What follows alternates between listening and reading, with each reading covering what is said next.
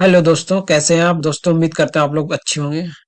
दोस्तों, आज का जो वीडियो होगा ये आपके लिए एक प्रैक्टिस सेट होगा उन विद्या अभ्यर्थियों के लिए जो वीडियो री एग्जाम की तैयारी कर रहे हैं। ठीक है। तो दोस्तों, आज का ये प्रैक्टिस सेट होगा जीएस से रिलेटिव। ठीक है। तो इसमें जो क्वेश्चन होंगे वो आपके जीएस और जीके से रिलेटिव क्वेश्चन होंगे और सारे क्वेश्चन बहुत ही इंपॉर्टेंट क्वेश्चन होंगे। ठीक है। जो कई बार आपके एग्जामों में पूछे गए हैं। ठीक है। इसमें टोटल हमने 30 क्वेश्चन ले रखे हैं जो। ठीक है।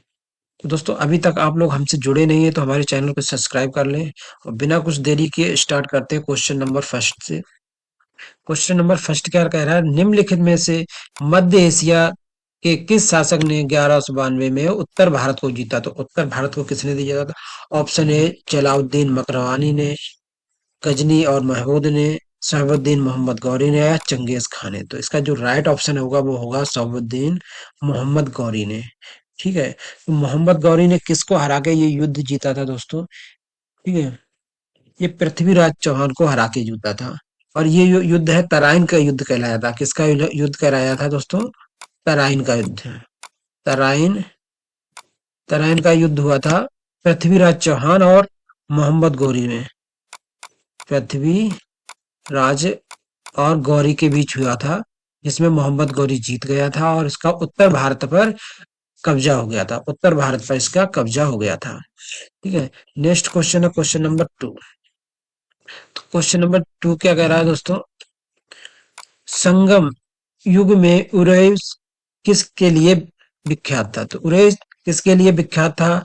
ऑप्शन ए मसालों के व्यापार का प्रमुख केंद्र था, कपास के व्यापार का महत्वपूर्ण केंद्र था, विदेशी व्यापार का महत्वपूर्ण व्यापारिक केंद्र था या आंतरिक व्यापार का महत्वपूर्ण केंद्र था। तो किसके लिए फेमस था? तो दोस्तों, ये कपास के व्यापार का महत्वपूर्ण केंद्र था। कपास के व्यापार का महत्वपूर्ण केंद्र था।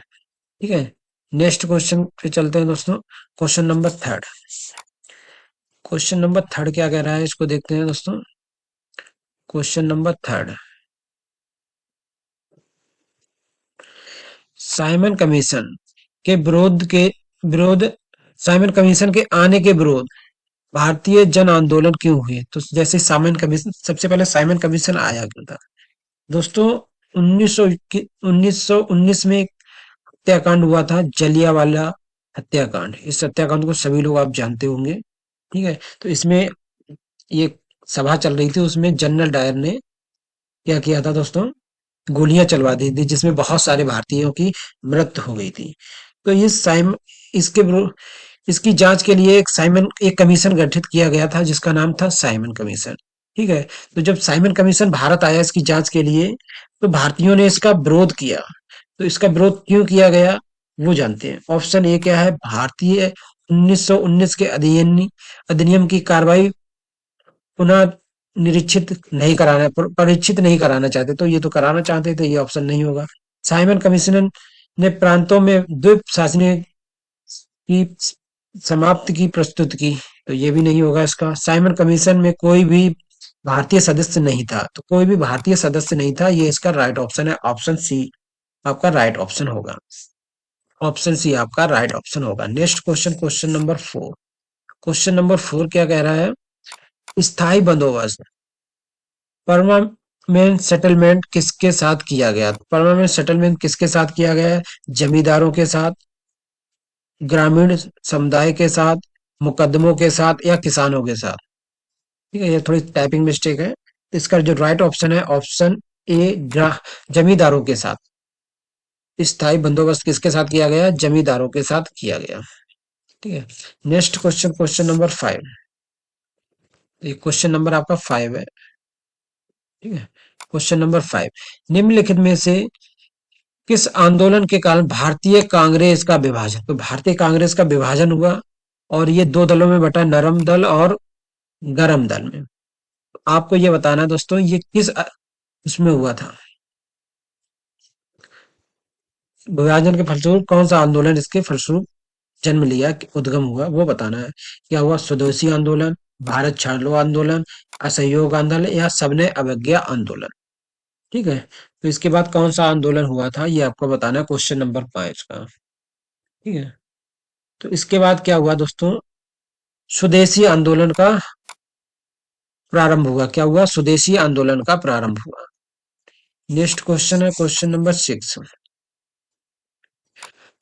इनमें से किसने अप्रैल 1930 में नमक कानून तोड़ने के लिए तंजौर तट पर एक अभियान संगठित किया था? तो अभियान किसने संगठित किया? पीओ चिदम्बरम पिल्ले, सी राजगोपालाचार, के कामराज या एनी बेसेंट? तो इसका राइट ऑप्शन है सी गोपालाचार। सी गोपालाचार, सी राजगोपालाचार इसका राइट ऑप्शन होगा। नेक्स्ट क्वेश्चन है क्वेश्चन नंबर 7। क्वेश्चन नंबर 7 क्या कह रहा है ये देखते हैं। 7, गंगा के मैदान की पुरानी कचहरी मिट्टी कहलाती है, तो क्या कहलाती है? भाबर, बागर, खादर या खोडोलाइट? क्वेश्चन नंबर 7 का राइट ऑप्शन क्या होगा ये बताना आप। ये कहलाती है दोस्तों बागर। बागर जो है पुरानी मिट्टी को कहते हैं, जो गंगा के मैदान के, और जो नई मिट्टी होती है उसको खादर बोलते हैं। नई मिट्टी को खादर बोलते हैं, पुरानी मिट्टी को बागर बोलते हैं। ठीक है, तो दोनों ही आपको याद रखने हैं। नेक्स्ट क्वेश्चन है क्वेश्चन नंबर 8। क्वेश्चन नंबर 8 क्या कह रहा है? निम्नलिखित में से किसने अपने बादशाह पति के लिए मकबरे का निर्माण कराया? तो किसने कराया था? शाह बेगम ने, हाजी बेगम ने, मुमताज महल बेगम ने या नीर शाह बेगम ने? उसका राइट ऑप्शन है हाजी बेगम ने। हाजी बेगम ने अपने पति के लिए मकबरे का निर्माण कराया था। ठीक है। Next question question number 9। Question number 9 क्या कह रहा है? स्वतंत्र भारत के पहले भारतीय गवर्नर जनरल कौन थे? राजगोपालाचार, राजेंद्र प्रसाद, मुरलीधरनाथन, बी आर अम्बेडकर? तो इसका राइट ऑप्शन है ऑप्शन ए राजगोपालाचार्य। राजगोपालाचार्य इसका बिल्कुल राइट ऑप्शन होगा। नेक्स्ट क्वेश्चन है क्वेश्चन नंबर 10। क्वेश्चन नंबर 10 क्या कह रहा है? भारत के राज्यों का क्वेश्चन नंबर 10, भारत के राज्यों का निम्नलिखित में से कौन सा युग्म, ये होगा आपका युग्म। युग्म सबसे पूर्वी और सबसे पश्चिमी राज्य को इंगित करता है। असम राजस्थान नहीं होगा दोस्तों, असम राजस्थान नहीं हो। अरुणाचल प्रदेश सबसे पूर्वी तो है दोस्तों, मगर राजस्थान सबसे पश्चिमी नहीं है। ठीक है, तो असम गुजरात, इसमें गुजरात सबसे पश्चिमी है मगर असम सबसे पूर्वी नहीं है, तो ये भी नहीं होगा। नेक्स्ट है अरुणाचल प्रदेश और गुजरात, जो कि आपका बिल्कुल राइट ऑप्शन है। अरुणाचल प्रदेश और गुजरात, अरुणाचल प्रदेश और गुजरात इसका बिल्कुल राइट ऑप्शन होगा। Next question, question number 11। Question number 11 क्या कह रहा है? हमारी आकाश गंगा के केंद्र की परिक्रमा करने में सूर्य को कितना समय लगेगा? अगर सूर्य आकाश गंगा की परिक्रमा करता है तो उसे कितना समय लगेगा? 5 करोड़ वर्ष, 20 करोड़ वर्ष, 10 करोड़ वर्ष या 25 करोड़ वर्ष? जिसका राइट ऑप्शन है ऑप्शन डी 25 करोड़ वर्ष का समय लगेगा सूर्य को, 25 करोड़ वर्ष। नेक्स्ट क्वेश्चन है क्वेश्चन नंबर 12। क्वेश्चन नंबर 12 क्या है? अग्नेय चट्टानों के लिए निम्नलिखित में से कौन सा कथन सत्य है? कौन सा कथन सत्य है? इनमें पुराजीवीय बहुत कम होते हैं, इनमें पुराजीवीय होते हैं भाई अग्नि चट्टानों में, ये तो बिल्कुल गलत है। आपको सत्य बनाना। वे जल के लिए संरक्षित नहीं, ये भी गलत है। वे क्रिस्टलीय तथा अक्रिस्टलीय दोनों होती, बिल्कुल सही। वो क्रिस्टलीय एवं अक्रिस्टलीय दोनों होती है। ऑप्शन सी आपका बिल्कुल सही होगा। नेक्स्ट क्वेश्चन है क्वेश्चन नंबर 13। क्वेश्चन नंबर 13 क्या कह रहा है इसको देख लेते हैं एक बार। क्वेश्चन नंबर 13 कह रहा है दिए गए विकल्पों में किस दशकीय जनसंख्या वृद्धि दर अधिकतम रही? तो वृद्धि दर, दशकीय वृद्धि दर कब अधिकतम रही? 1991 से 2001, 1961 से 1971, 1981 से 1991 या 2001 से 2011? क्वेश्चन नंबर 13 का जो राइट ऑप्शन होगा, क्वेश्चन नंबर 13 1981 से 1951। ऑप्शन सी इसका बिल्कुल राइट ऑप्शन है। ऑप्शन सी इसका बिल्कुल राइट ऑप्शन है। ठीक है, नेक्स्ट क्वेश्चन की बात करें तो क्वेश्चन नंबर 14। क्वेश्चन नंबर 14 क्या कह रहा है? भारत के राष्ट्रपति को यह अधिकार प्राप्त नहीं है, क्षमा करें, तो क्षमा करने का तो अधिकार है भाई। किसी की फांसी की भी सजा को भी ये माफ कर सकता है। कौन? राष्ट्रपति आपका। नेक्स्ट, उच्चतम न्यायालय के न्यायाधीश को उच्चतम न्यायालय के न्यायाधीश को हटाए। तो भैया ये सब कुछ कर सकता है, मगर उच्चतम हाई कोर्ट जो आपका सुप्रीम कोर्ट है उसके न्यायाधीश को नहीं हटा सकता है। इसका राइट ऑप्शन यही होगा। आपातकाल भी लगाता है ये, अध्यादेश भी जारी कर सकता है, ठीक है, मगर न्यायाधीश को नहीं हटा सकता है, ठीक है। यही आपका राइट होगा। नेक्स्ट है क्वेश्चन नंबर 15। क्वेश्चन नंबर अगर 15 की बात करें, निम्न में से कौन सी एक 2001 से 2011 के दशक में भारत की जनसंख्या की दशकीय वृद्धि दर रही? तो दशकीय वृद्धि दर क्या रही? 17.11%, 16.74%, 17.74% या 16.05%। तो इसका जो राइट ऑप्शन है वो ऑप्शन सी है आपका, 17.64%। 17.64%। नेक्स्ट क्वेश्चन है क्वेश्चन नंबर 16। क्वेश्चन नंबर 16 क्या कह रहा है? लोकसभा चुनाव का कोई प्रत्याशी अपनी जमानत खो देता है यदि उसे प्राप्त ना हो सके। उसे क्या प्राप्त नहीं हो सका? वैध मतों का, जितने भी वैध मत हैं उनका 1/3। ऑप्शन बी वैध मतों का 1/5। ऑप्शन सी वैध मतों का 1/4 या इनमें से कोई नहीं। तो दोस्तों इसमें जो राइट ऑप्शन है वो है ऑप्शन डी, क्योंकि इनमें से कोई नहीं है। अगर इससे सही बात की जाए तो इसमें वैध मतों का कितना होना चाहिए दोस्तों? 1.6% से ऊपर होना चाहिए, ठीक है। अगर 1.6 होना चाहिए, अगर परसेंटेज में बात की जाए तो ये हो जाएगा 16.67%। इससे अधिक मत मिलने चाहिए। अगर इतने मत मिलते हैं या इससे कम मिलते हैं तो उसकी जमानत रद्द हो जाएगी, जमानत उसकी जब्त कर ली जाएगी, ठीक है। Next question, question number 17। Question number 17, संघीय मंत्रिपरिषद के मंत्री उत्तरदायी होते हैं। तो भैया किसके होते हैं? राष्ट्रपति के प्रति नहीं भैया, राष्ट्रपति के प्रति नहीं, संसद के प्रति भी नहीं होंगे राष्ट्रपति, केवल राज्यसभा के प्रति, केवल राज्यसभा के प्रति उत्तरदायी होते हैं, ठीक है। नेक्स्ट क्वेश्चन है क्वेश्चन नंबर 18। क्वेश्चन नंबर 18 क्या कह रहा है, इसको भी देखो दोस्तों। क्वेश्चन नंबर 18, आम चुनावों में मतदान की आयु 18 वर्ष से 21 वर्ष से घटाकर 18 वर्ष कर देगी। दोस्तों पहले ये जो थी वो 21 वर्ष थी चुनाव की।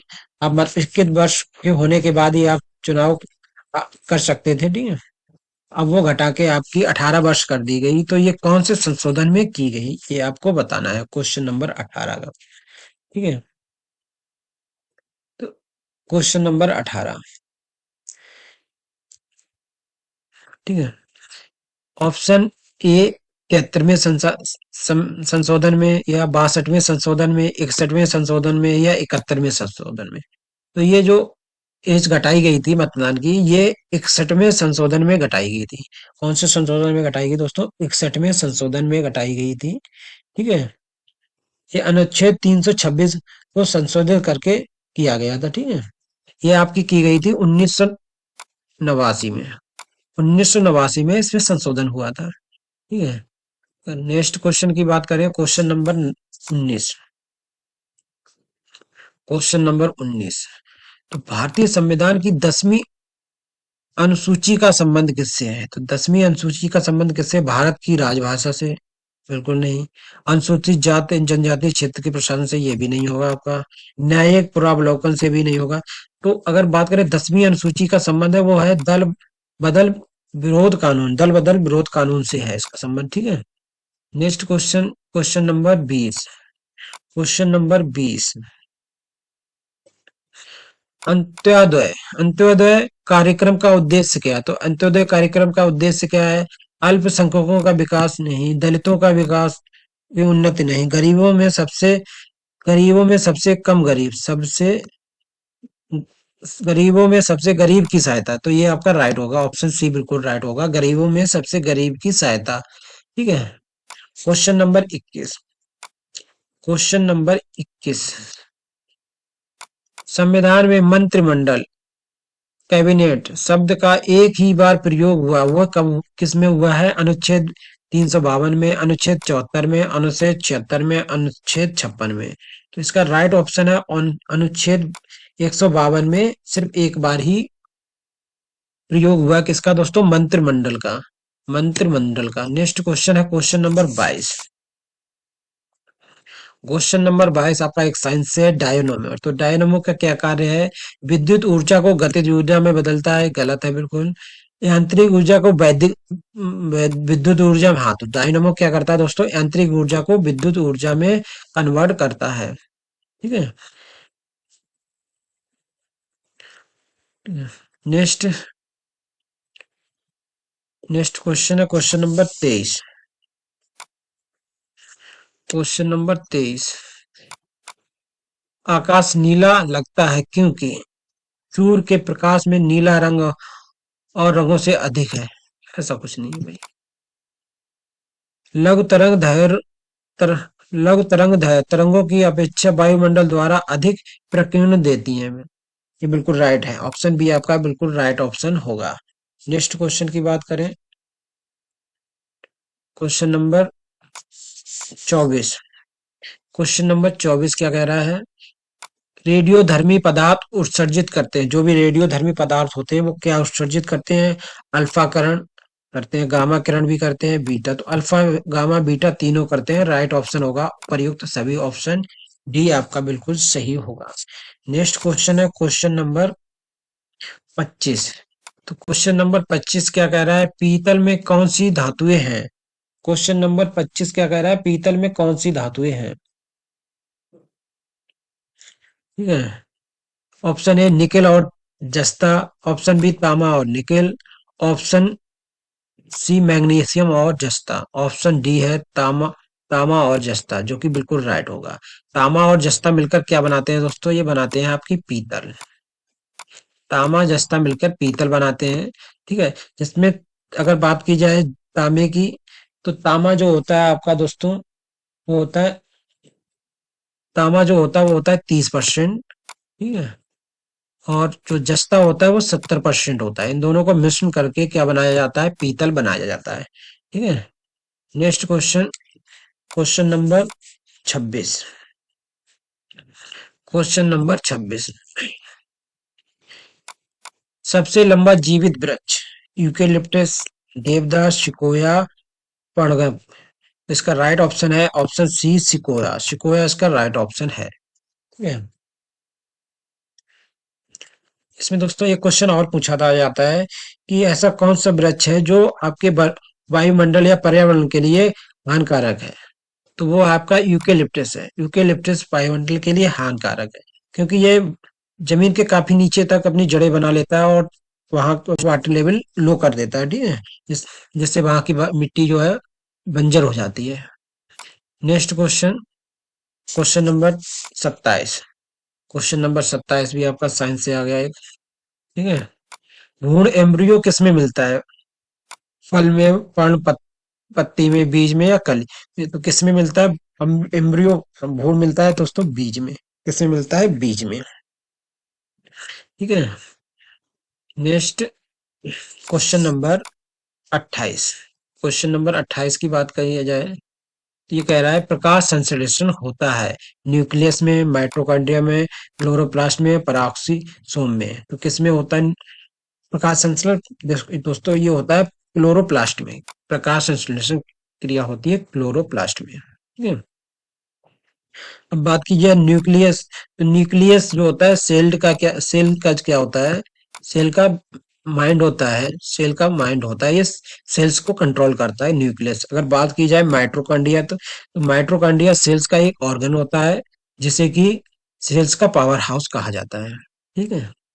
नेक्स्ट क्वेश्चन की बात करें, क्वेश्चन नंबर 29। क्वेश्चन नंबर 29 जो कि आज की वीडियो का लास्ट क्वेश्चन है। ठीक है। तो दोस्तों वीडियो अपने दोस्तों को भी शेयर करें। ठीक है। Next question, question number 29। Poly house का प्रयोग किया जाता है। तो पॉली हाउस का प्रयोग किया जाता है पौधों को उगाने के लिए, अनाज के भंडारण के लिए, सब्जियों के भंडारण के लिए, उपर्युक्त में से कोई नहीं। तो इसका जो राइट ऑप्शन है ऑप्शन ए पौधों के उगाने के लिए पॉली हाउस का प्रयोग किया जाता है। तो दोस्तों ये था आज का वीडियो। थैंक यू दोस्तों। जय हिंद, वंदे मातरम।